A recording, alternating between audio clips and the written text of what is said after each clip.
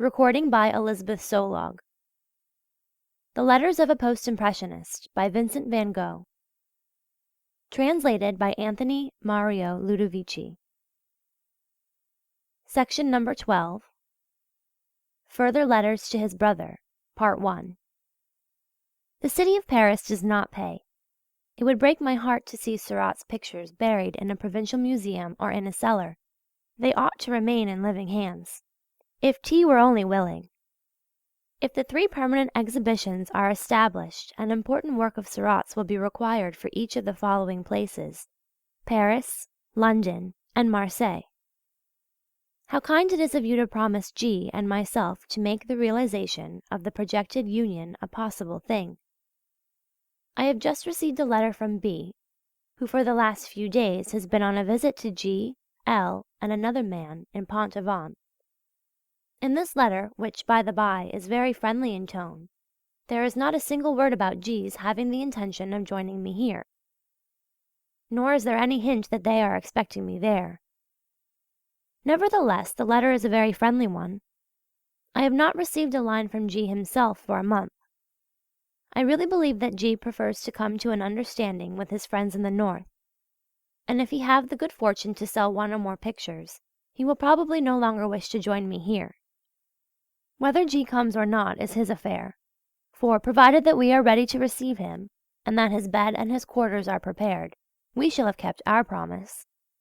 I insist upon this, because, in doing so, my object is to release myself and a friend from the evil that thrives on our work, and that is the necessity of living in expensive hotels without our deriving any advantage from the arrangement, which is sheer madness. The hope of being able to live without money troubles, and of one day escaping from these eternal straits. What a foolish illusion this is! I should consider myself lucky to be able to work even for an annuity, which would only just cover bare necessaries, and to be at peace in my own studio for the rest of my life.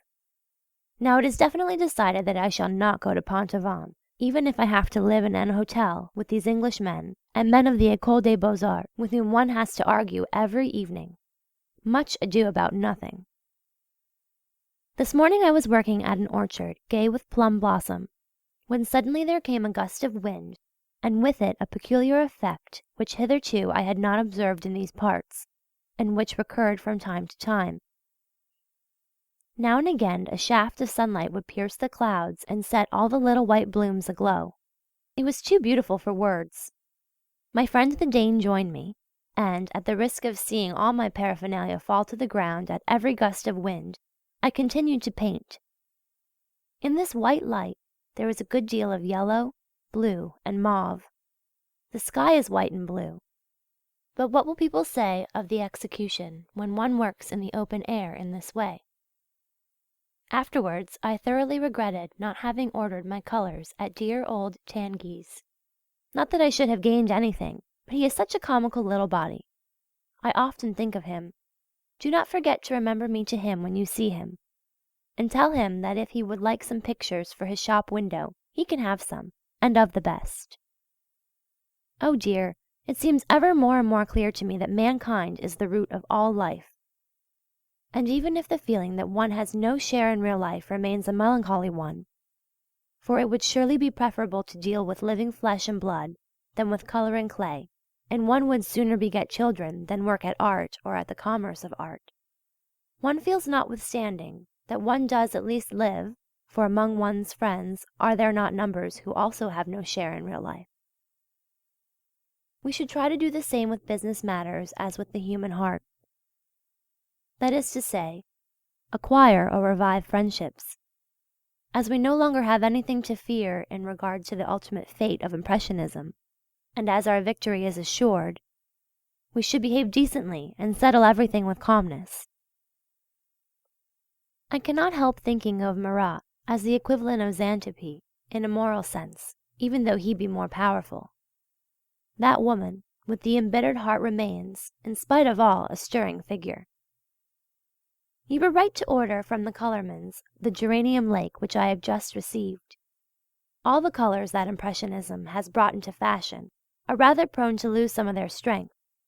That is why they should be laid on boldly and glaringly, for time will be sure to deaden them more than necessary.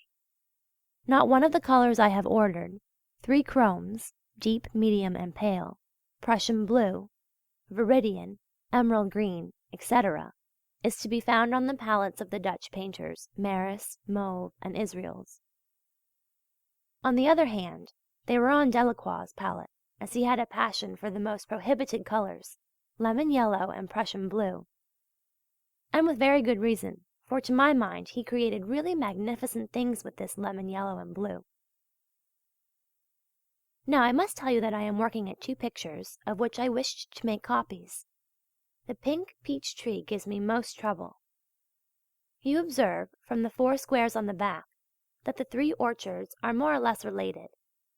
I am now painting an upright of a small pear tree, which will be flanked by 2 landscape-shaped canvases. Altogether, then, that will make 6 pictures of orchards in blossom, and I hope that there will be 3 more to come, also related to each other in character. I should like to paint this series of 9 pictures together. There is nothing to prevent us from regarding the 9 pictures of this year as the first rough plan of a final and much larger scheme of decoration, which will have to be carried out at the same time next year, according to exactly the same themes. My drawings are done with a reed which is cut after the manner of a goose quill. I am thinking of doing a series of them, and hope the others will be better than the first 2. That is my method. I had already tried it in Holland, but there I had not such good reeds as I have here. Do you remember, just before my departure, our speaking about the Universal Exhibition, and the fact that, in connection with it, Bouguereau, Lefebvre, Benjamin Constant, and the whole set intended to go to Bousseau's to make a complaint, and to insist upon the firm bees, the first in the world, unflinchingly adhering to the principles of the highest and only desirable art, naturally their own art. And the upshot of it is that we must be very careful, for it would be more than sad if you were to quarrel with these gentlemen. When one is released after having spent a long time in prison, there are moments in which one yearns for the walls of one's cell again, simply because one is no longer quite at home in a state of freedom, probably so called owing to the fact that the exhausting hunt after daily bread does not leave one a moment of liberty. But you yourself know all this as well as I do, and you will have to forsake a good many things in order to attain to others. Is it not true that Daumier is hung in the Beaux-Arts, and Gavarni as well? Bravo to Daumier, but by no means to the Beaux-Arts. I grow ever more and more doubtful about the legend concerning Monticelli, who is said to have drunk such great quantities of absinthe. With his life work before one, it seems to me impossible that a man enervated by drink could possibly have produced such work. In a day or 2 you will receive a call from the Danish painter who has been staying here. He wishes to see the salon and then to go back home, perhaps with the view of coming south again next year. His 3 last studies were better and more full of colour than anything he has done hitherto. I do not know whether he will ever do anything great, but he is a nice fellow, and I am sorry he is going. I told him that a Dutch painter is staying with you, and if K. would only conduct him up to the Butte Montmartre, he would probably make a few studies. I have told him a good deal about the Impressionists, all of whom he knew by name, and he was also acquainted with some of their pictures. The question interested him immensely. He has a letter of introduction to R.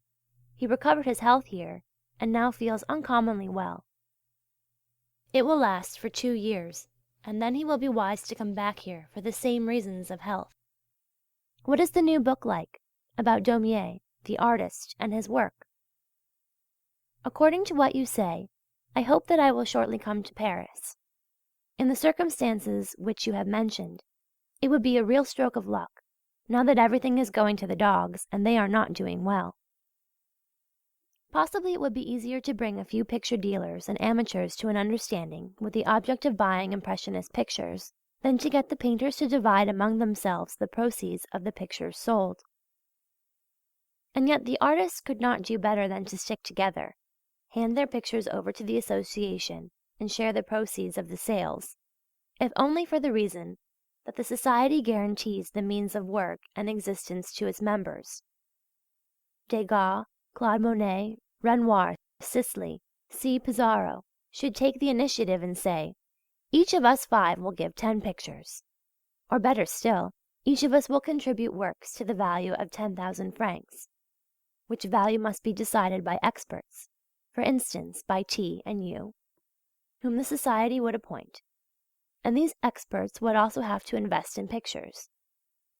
In addition to that, we undertake to make a yearly contribution to the value of so much.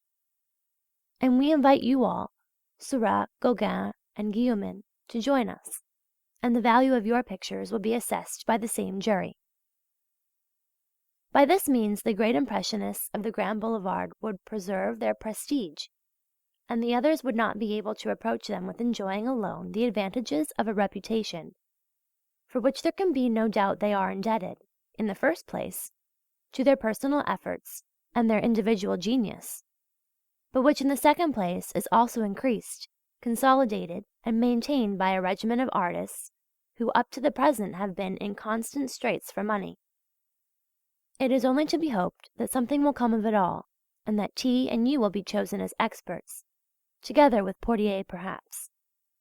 You too must surely be of the opinion that if T and you joined together, you could persuade both Bousseau and Valadon to grant credit for the necessary purchases. But the matter is pressing, otherwise other dealers will cut the grass from under your feet. There are several themes here which have exactly the same character as in Holland. The only difference lies in the colour.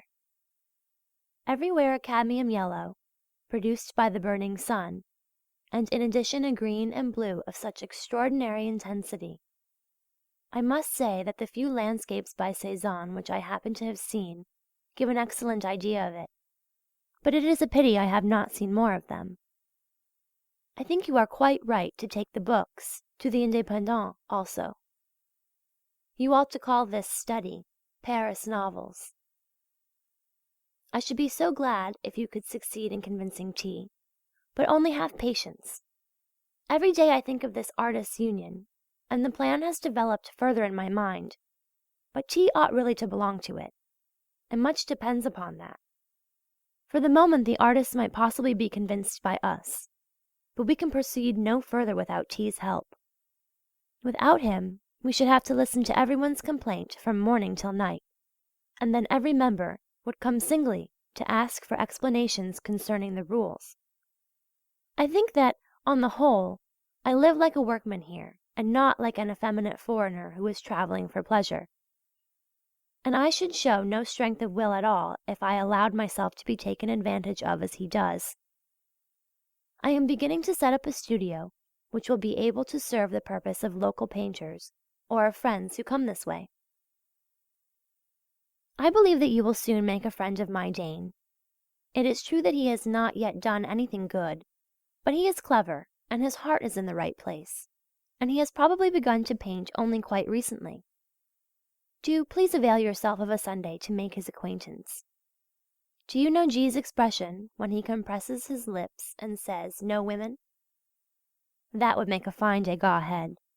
It cannot, however, be gainsaid, for to spend one's whole day at mental work, reckoning and meditating and thinking over business, is in itself enough for the nerves. End of section 12. Recording by Elisabeth Sollog, Bethlehem, Pennsylvania.